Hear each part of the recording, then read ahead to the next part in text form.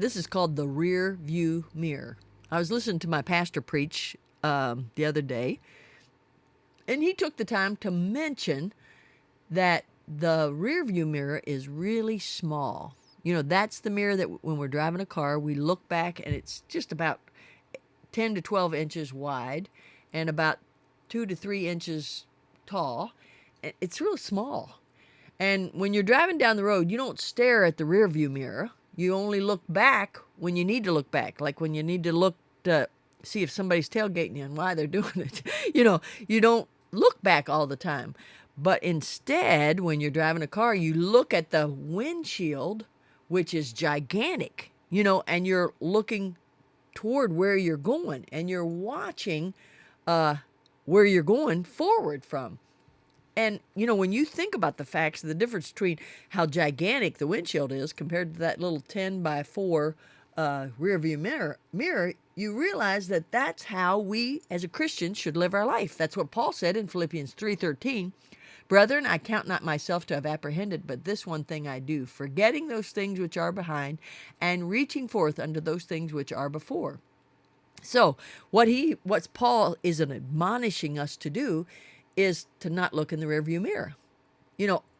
Maybe if you need to look back to be able to improve something in your life, to remember, oh, I failed there, I better try to do that a different way next time, that would be productive.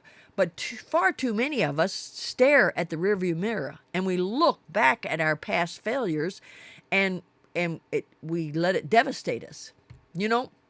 I believe what Paul's trying to say here is let's forget the failures of our past.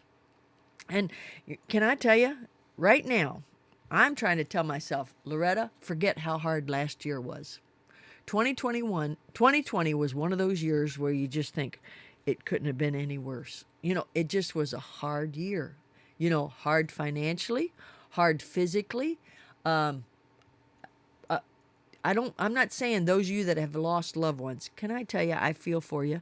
I lost 3 close relatives. My father-in-law, I lost my mother, and then just recently I lost my sister to COVID. And then I had 5 close friends in the last year that went to heaven because of COVID. I'm not going to forget them. And when I look back on memories with them, and I look in my rearview mirror about those memories with them, I can smile and be happy because we had lots of good times together. But I'm going to forget when we had that hard trip getting back from Texas to over here and how unsure we were of what life was going to deliver to us when COVID first hit.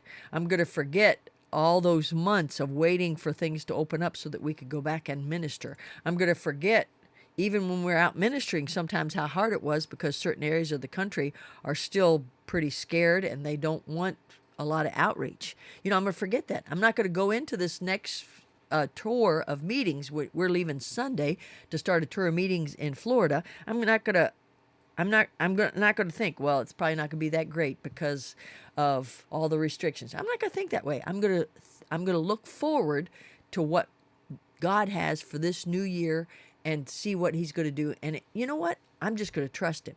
And that's what part of looking at the big windshield is all about. Trust in God for the future instead of looking back at your past failures. God uses failures in our lives, and he uses when we don't feel like we've passed, but we really have. He uses that in our lives. Let's all look forward to the future and quit using that rear view mirror. Rejoice in the Lord always, and again I say rejoice.